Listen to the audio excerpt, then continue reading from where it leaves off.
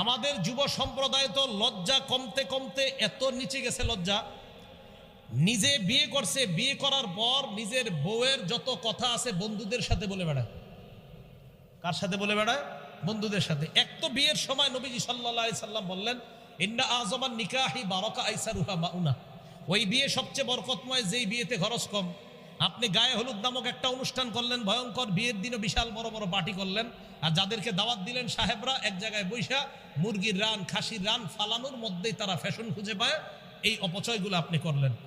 এরপরে যাক, বিয়ে করার পর পুত্রবধূ, আপনি বিয়ের আগে যখন পুত্রবধূকে দেখতে যায়, মনে রাখবেন ছেলের বিবি হওয়ার আগ পর্যন্ত শ্বশুরের জন্য ওই মেয়েকে দেখা হারাম।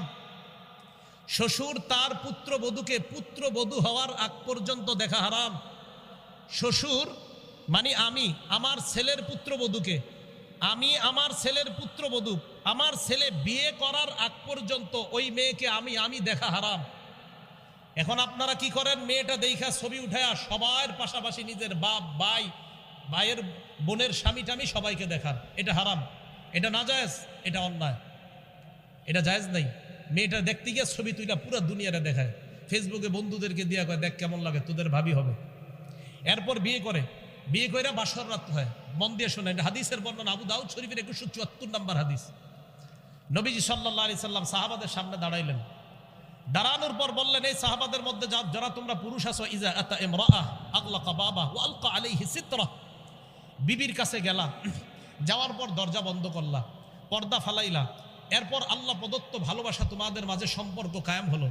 পরের দিন তুমি বন্ধুদের সাথে বসলা, বসার পর বললা ফাআলতু কাজা ওয়া কাজা, আমার এই হয়েছে তোদের ভাবির সাথে, সব বন্ধুকে বলে বেড়াইলা। তোমাদের মাঝে কি এরকম স্বভাব কারো আছে? সাহাবারা সবাই চুপ। নারীদেরকে বললেন, তোমাদের মাঝে এই স্বভাব কাদের আছে? যারা তাদের বান্ধবীদের কাছে তোমাদের স্বামীর সাথে যা হয় এগুলো বলে বেড়াও। সব নারীরা চুপ।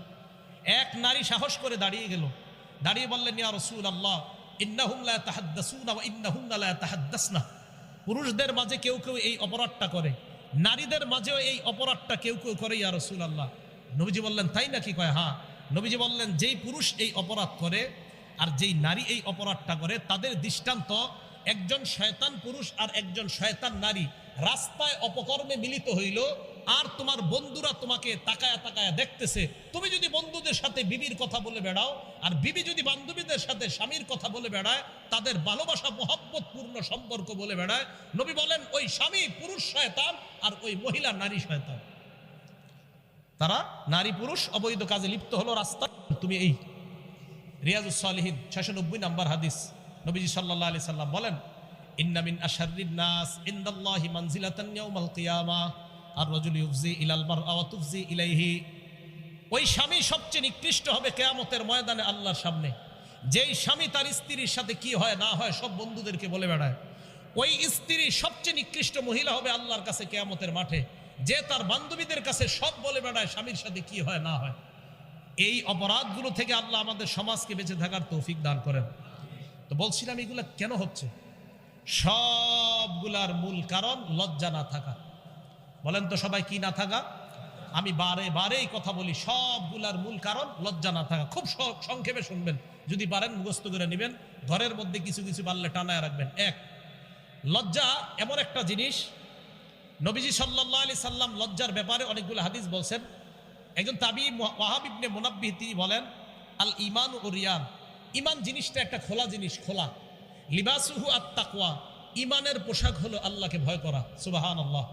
ওয়া জিনাতুহু আল হায়া, ঈমানের সৌন্দর্য হলো লজ্জা। ঈমানের পোশাক তাকওয়া, ঈমানের সৌন্দর্য লজ্জা। দুই নাম্বার শুনেন, মান কাসাহুল হায়া সাওবা, আমি পাঞ্জাবি পড়ছি, আমার শরীরটা আপনারা কিন্তু দেখতেছেন না। যেই ব্যক্তি লজ্জার পোশাক পরে, লাম ইয়ারান নাস আইবা, এই ব্যক্তির দোষ ত্রুটি তত বেশি মানুষের থেকে আড়াল থাকে, আল্লাহ হেফাজত করে।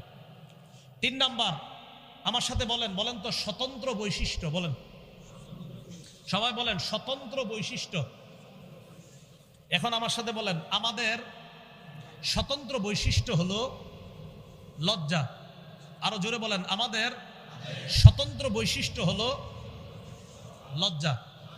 ইবনে মাজাহ হাদিস নাম্বার 4181 নম্বর হাদিস, ক্বালা রাসূলুল্লাহ সাল্লাল্লাহু আলাইহি ওয়াসাল্লাম, আল্লাহ নবী বলেন ইন্না লিকুল্লি দীনিন খুলুকা ওয়া খুলুকুল ইসলামি আল হায়া। নবীজি বলেন প্রত্যেকটা ধর্মের স্বতন্ত্র একটা বৈশিষ্ট্য আছে, ইসলামের স্বতন্ত্র বৈশিষ্ট্য হলো লজ্জা। সুবহানাল্লাহ। যার মাঝে লজ্জাশীলতা যত বেশি, তার মাঝে ইসলামের স্বতন্ত্র বৈশিষ্ট্য তত বেশি।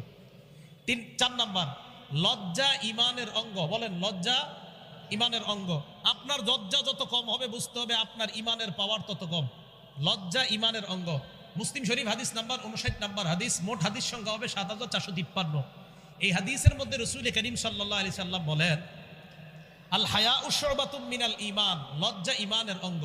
পুরা হাদিসটা আল ঈমানু বিদউ ওয়া সাবউনা আও বিদউ ওয়া সিত্তুনা শুবা। নবীজি সাল্লাল্লাহু আলাইহি সাল্লাম বলেন ঈমানের 70টা শাখা অথবা 60টা শাখা। ফাআফজালুহা কাউলু লা ইলাহা ইল্লাল্লাহ, ঈমানের শ্রেষ্ঠ শাখা হলো লা ইলাহা ইল্লাল্লাহ।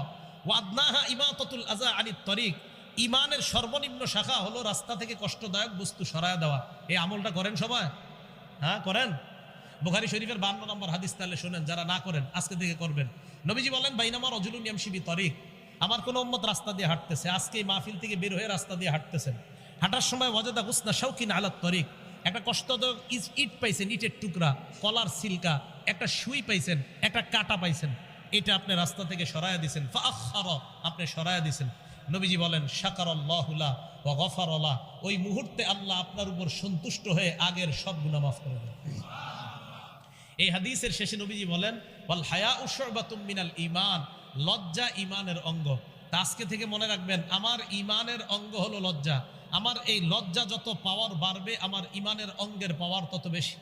লজ্জার পাওয়ার যত কম, আমার ঈমানের অঙ্গের পাওয়ার তত কম। তত বেশি সিনেমা হলে যাবেন, তত বেশি সিনেমা নাটক দেখবেন, কারণ আপনার পাওয়ার কম।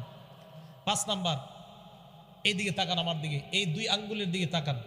বলেন, 2 আঙ্গুলের দিকে তাকায় এবার বলেন তো একসাথে আছে না আলাদা? 60 নাম্বার হাদিস। এই হাদিসের মধ্যে নবীজি বলেন ইন্নাল্লাহা ইউহিব্বুল হাইয়াল আফিফাল মুতাআফফিফা, যে ব্যক্তি লাজুক, যত বেশি লজ্জাশীল, আল্লাহ পাক রব্বুল আলামিন তাকে ভালোবাসেন। 8 নাম্বার, আপনাদের ঘরের নারী পুরুষ, আপনার ছেলে মেয়ে যত বেশি লজ্জা আপনাদের, নবীজি বলেন বুখারী শরীফ 6117 নাম্বার হাদিস, নবীজি বলেন আল হায়াউ লা ইয়াতি ইল্লা বিখাইর, যেই ঘরে যত বেশি লজ্জা, ওই ঘরে আল্লাহর তত বেশি রহমত নাজিল হয়। কিন্তু মা বোনরা, খুব কষ্টকর বিষয়, বাচ্চাটা পেটের মধ্যে আছে, তখন সিনেমা দেখে, টিভি দেখে, ইউটিউব দেখে। বাচ্চাটা দুনিয়াতে আসে দুধ পান করে, পবিত্র খাদ্য, তখনও মা টেলিভিশন দেখে, ইউটিউব দেখে। বাচ্চাটা বড় হয়, 2 বছর বয়সের সময়, এবার বাচ্চা নাকি কার্টুন না দেখলে খাবার খায় না, বাচ্চাকে এখন কার্টুন দেখায় খাবার খাওয়ায়। তো ছোটবেলা থেকে এই বাচ্চাকে নির্লজ্জ বানাইতেছেন। এটার বয়স যখন 15 হবে, 12 থেকেই এই বাচ্চা গুনাহকে গুনাই মনে করবে না। আপনি ছোট থেকে বাচ্চাটারে শেষ করে দিচ্ছেন। মনে রাখবেন বুখারী শরীফের 893 নাম্বার হাদিস, মা বাবা আল্লাহর সামনে দাঁড়ানোর জন্য প্রস্তুত হয়ে যান। এই সন্তান আপনি কিভাবে পাললেন? আল্লাহ হেফাজত করেন। 9 নাম্বার বুখারী শরীফের 6120 নাম্বার হাদিস, নবীজি সাল্লাল্লাহু আলাইহি সাল্লাম বলেন ইন্না মিম্মা আদরাকান নাস মিন কালামিন নুবুওয়াতিল উলা, আগের যত নবী দুনিয়াতে গেছে, সমস্ত নবী তার উম্মতকে বলছে ইজা লাম তাস্তাহি ফাসনা মা শিতা, তোমার লজ্জা না থাকলে যা মন চায় তুমি তা করো। আপনাদের এই ধানমন্ডির খবর আমি জানি না, লালবাগার মিরপুরের খবর আমি জানি। 25 বছর, 30 বছর, 22 বছরের ছেলেরা এতটুকু প্যান্ট পরে, এদিকে পরে, হ্যাঁ, এতটুকু প্যান্ট পরে, আর সিগারেট টানে এইভাবে নির্লজ্জ আর বেহায়ার মতো। অনেকে আমরা বলি অমুকে world famous actor, world famous actress.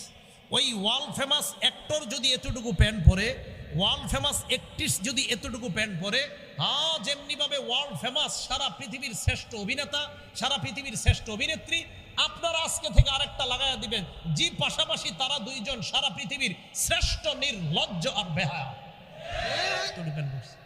নবী সাল্লাল্লাহু আলাইহি সাল্লাম বলছেন, আবু দাউদ শরীফ 4014, আবু দাউদ 4015, আবু দাউদ 4017, আবু দাউদ 4018, সবগুলো রানের ব্যাপারে।